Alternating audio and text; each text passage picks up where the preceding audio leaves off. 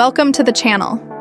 Today, we're talking about one of the coolest places on Earth, Kennedy Space Center in Florida. But what is Kennedy Space Center? It's a working spaceport. KSC is NASA's primary launch site for human spaceflight. That means that rockets that send astronauts and research to the International Space Station blast off from here. This is a must-see destination for anyone interested in space exploration, history, and the future of humanity among the stars. From towering rockets to astronaut encounters, KSC is an unforgettable adventure. We're also going to watch some videos. I'll do my best to point things out. Also, we're located on Marathon Center.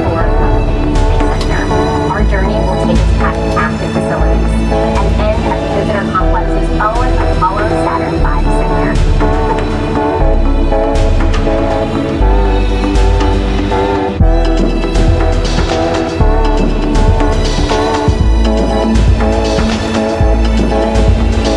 Organized Project Mercury with a mission to investigate man's reaction to this new environment and safely recover the capsule and its pilot.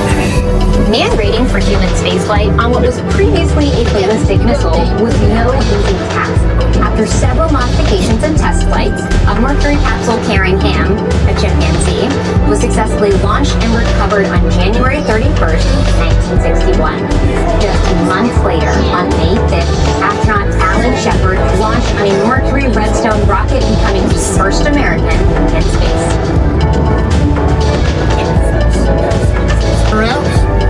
Also, if you look at the cube-shaped buildings, we're going to pull into Launch Complex 39 Industrial Park. This is where they keep the crawler transporters, and this is where the Launch Control Center is as well.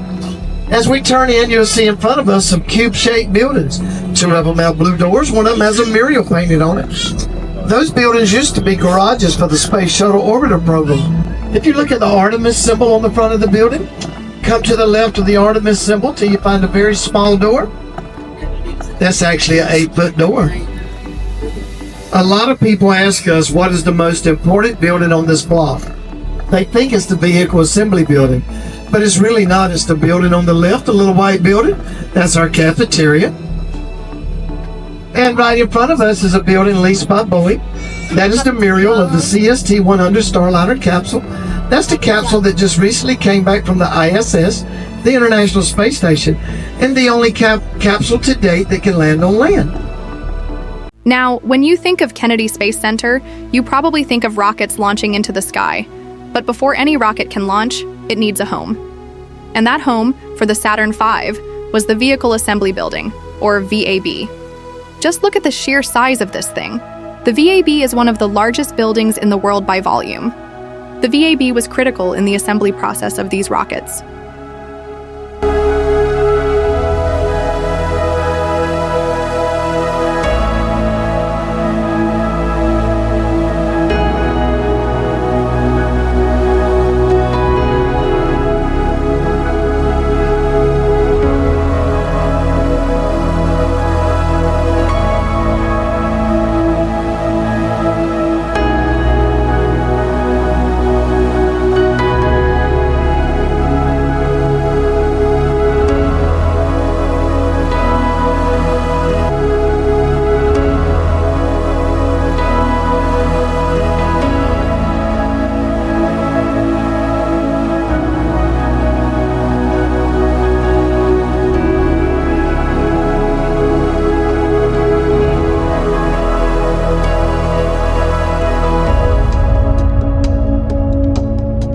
The Kennedy Space Center is a place where space exploration comes to life.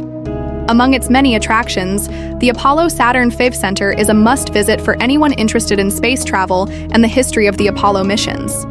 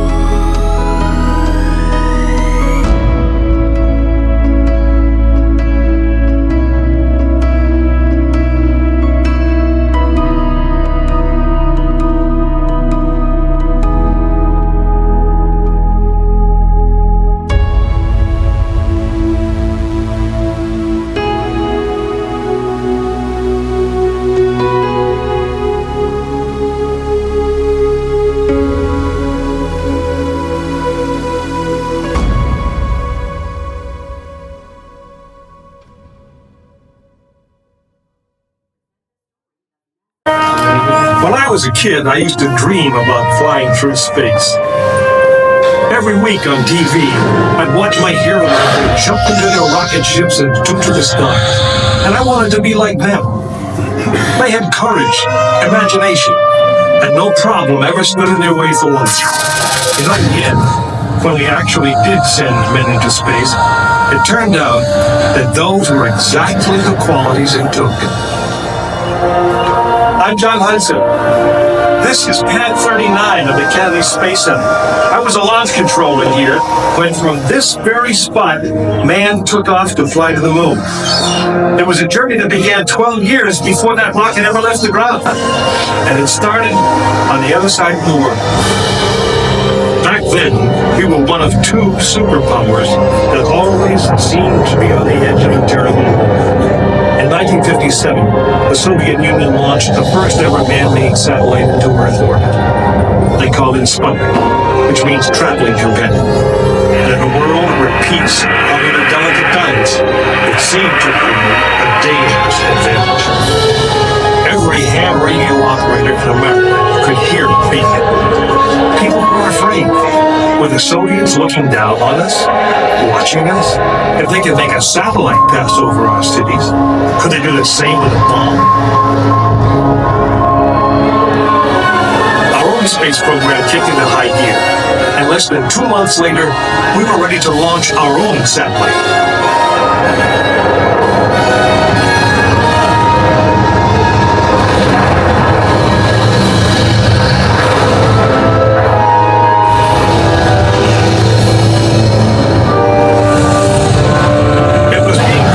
Space race, and we were running a distant second. In 1961, we fell even further behind.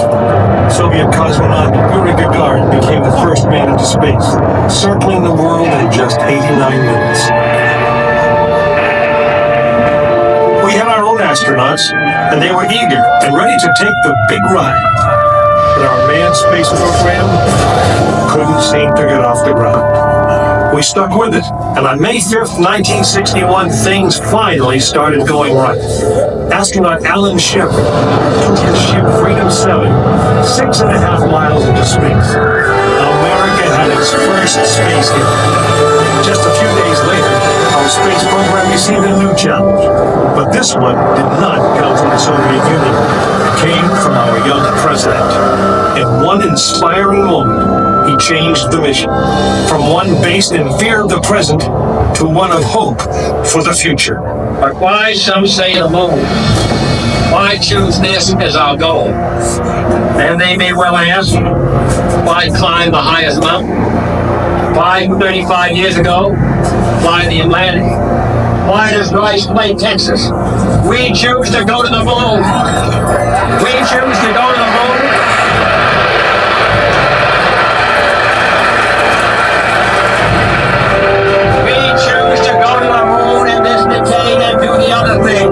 Not because they are easy, but because they are hard. We hadn't been more than 16 minutes into space, and now we were going to the moon. We would have to design a rocket the size of a 36-story office building, put it together with the precision of a microscope, and accelerate it to the speed of the moon. Then we'd have to guide it to a moving target 250,000 miles away. Many people thought it was an impossible dream, but 400,000 of us set about making that dream a reality. It would be the longest, most hazardous voyage that any man had dared to attempt. But step by step, mission by mission, we orbited the Earth, perfecting the skills and technologies we would need on this incredible journey. Our astronauts practiced maneuvering, docking, and 1,000 other tasks that would comprise the moon mission. We created new alloys, lighter and stronger than anything seen before. We designed a communication system that would be reliable over the vast distance. And behind it all, we tried to perfect the rocket that would be powerful enough to punch out of Earth orbit and take us to the moon.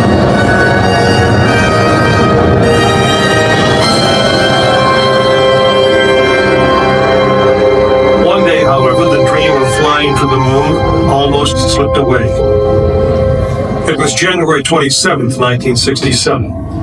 Astronauts Virgil Gus Grissom, Edward White, and Roger Chaffee were on board Apollo 1 for a plugs-out test, a full-scale dress rehearsal for the actual launch. Suddenly it happened. There was a fire in the capsule. 3 men, whose lives had been in our hands, were lost. Surely the opening vistas of space promise high costs and hardships, as well as high reward. But this country of the United States was not built by those who waited and rested and wished to look behind them. After Apollo 1, some thought we'd fail, and that the moon was out of our reach. But we owed it to those men to learn from their sacrifice and to carry on. We started taking the Apollo vehicle apart piece by piece. Was the design flawed? Had safety been compromised? Tough questions. And we spent 1.5 years redesigning the spacecraft so that no astronaut's life would ever be at risk because we overlooked something, or because we could have done something better. A moon rocket is 91% high explosive, and it goes into the most unforgiving, hazardous environment there is. We could never make it risk-free. The men who flew them knew that. We didn't send men into space again until Apollo 7 orbited the Earth, testing some of the new designs. When everything worked perfectly, the decision was made. The next mission would travel to the moon. It was mankind's destiny to leave the shores of our planet behind and strike out across the vast ocean of space. In the great span of our history, now is the time that we could. Now is the time that we would. We stood on the eve of the longest, most dangerous journey that any man had ever undertaken. And it would be taken by Frank Borman, James Lovell, and William Andrews, the crew of Apollo 8. Through those doors, you'll find the firing room, launch control, just as it was on December 21st, 1968. Please gather all of your belongings, take small children by the hand, and proceed through the open doors to firing room. The Apollo Saturn V Center is located inside the Kennedy Space Center Visitor Complex, just a short bus ride from the main visitor center. As you approach the building, you are greeted by a massive, 363-foot-long Saturn V rocket, the most powerful rocket ever built. The Saturn V launched 13 missions, including the Apollo 11 mission that first landed humans on the moon in 1969. Here at the Kennedy Space Center, you can see a real Saturn V rocket up close. Take a tour, explore the exhibits, and imagine what it was like to be part of the Apollo program. It's an experience you won't forget. It leaves you with a sense of wonder and even a greater appreciation for human potential.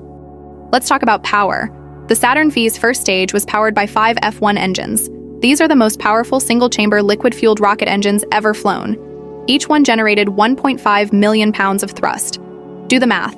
That's 7.5 million pounds of thrust at liftoff. To give you some context, that is 5 times the thrust of a Boeing 747. You can see the sheer scale of these engines to get an idea of the power behind them. Lighting up these engines was like unleashing controlled explosions under the rocket.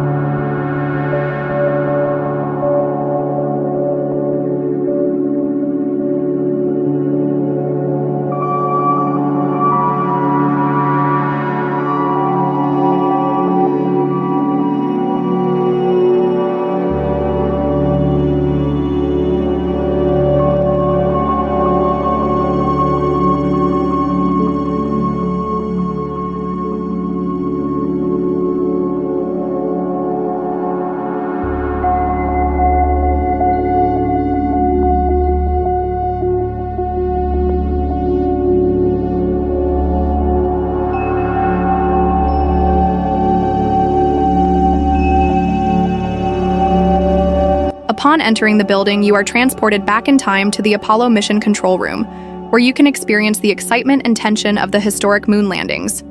Here you can watch actual mission control footage, listen to the astronauts' voices, and even feel the vibrations of the rocket launch. The room is filled with authentic mission control consoles, communication equipment, and artifacts from the Apollo missions.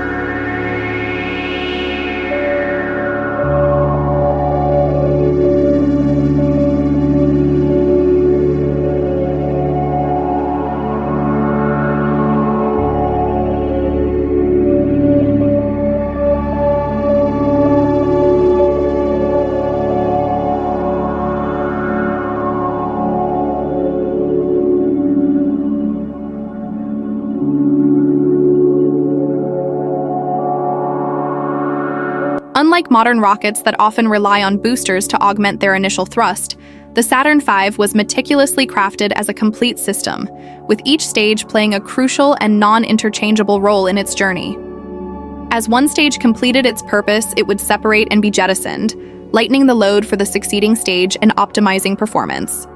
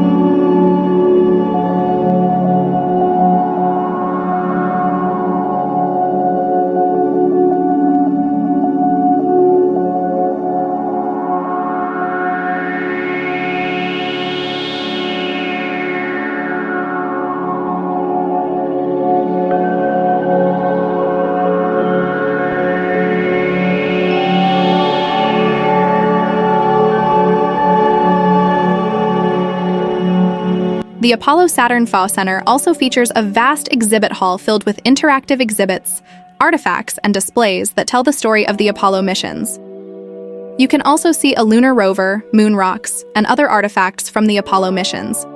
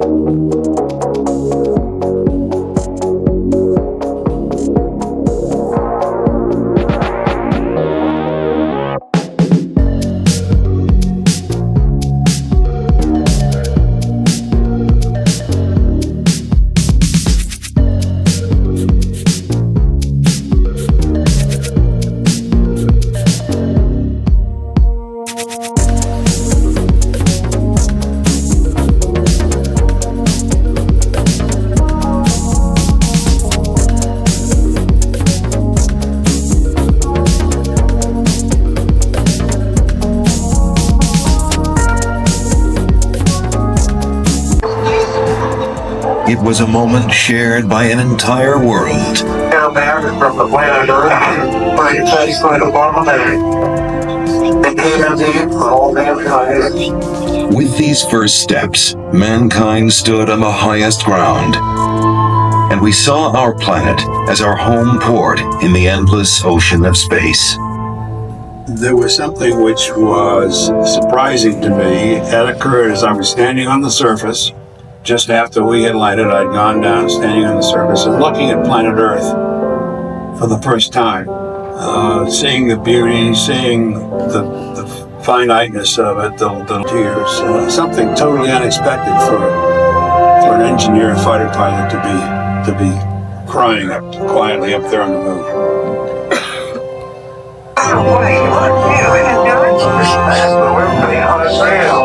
The first mission had stayed for only one day, but over the next 3.5 years, 5 more Apollo missions visited the moon, and with each one, we stayed longer, roamed further, and discovered more.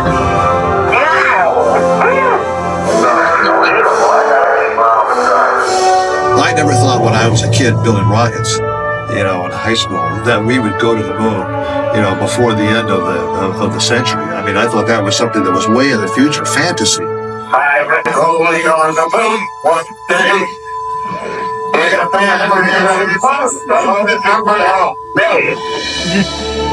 you got that oh my God. That's all. We have got to understand that as people, we need to stretch. We need to reach beyond our grasp. We need to strive to do things that seem impossible, because in the accomplishment of them, we move society forward. The beauty of this place is just absolutely incredible. One of the astronauts has said those hills that we climbed give our children and grandchildren a different perspective, that they see the mountains that we couldn't see. And so what we considered impossible, they're dreaming about. 3, 2, 1.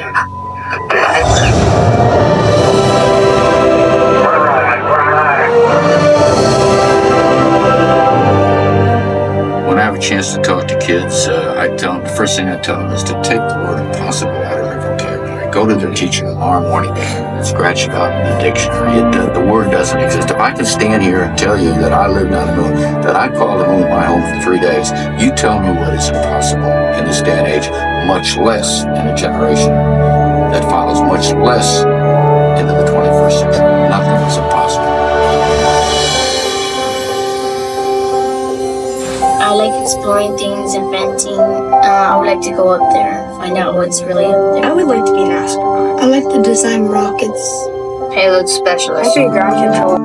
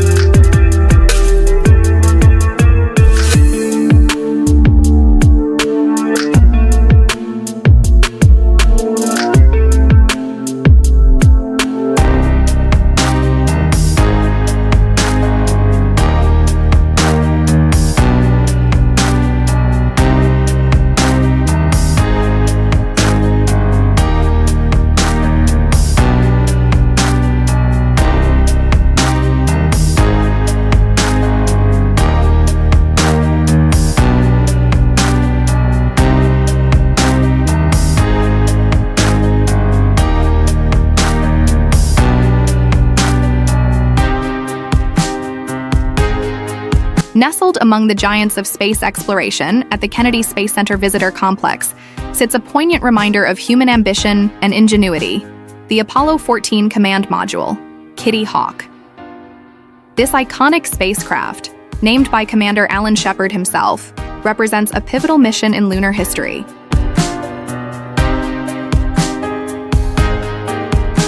Kitty Hawk carried Shepard, along with command module pilot Stuart Roosa and lunar module pilot Edgar Mitchell, on their journey to the Fra Mauro Highlands in February 1971. It was on this mission that Shepard, the first American in space, famously hit 2 golf balls on the lunar surface, a playful act that underscored humanity's enduring spirit of exploration. Visiting Kitty Hawk at Kennedy Space Center offers a chance to stand in the presence of history. The scorched and battle-scarred capsule, a veteran of the perilous journey to the moon and back, serves as a powerful testament to the courage and dedication of the Apollo astronauts and the countless individuals who supported their mission.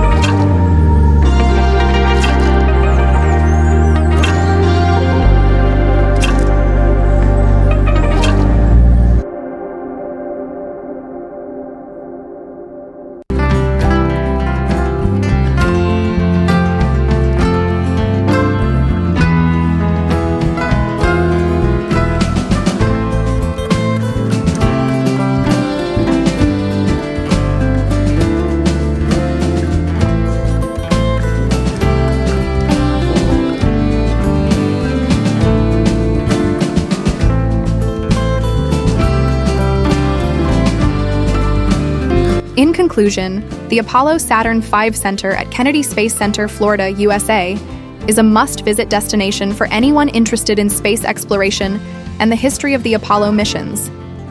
From the massive Saturn V rocket to the immersive mission control room and interactive exhibits, the center offers a unique and educational experience that will leave you in awe of the achievements of human space travel. So, if you're planning a trip to Florida, be sure to include a visit to the Kennedy Space Center and the Apollo Saturn V Center on your itinerary. You won't be disappointed.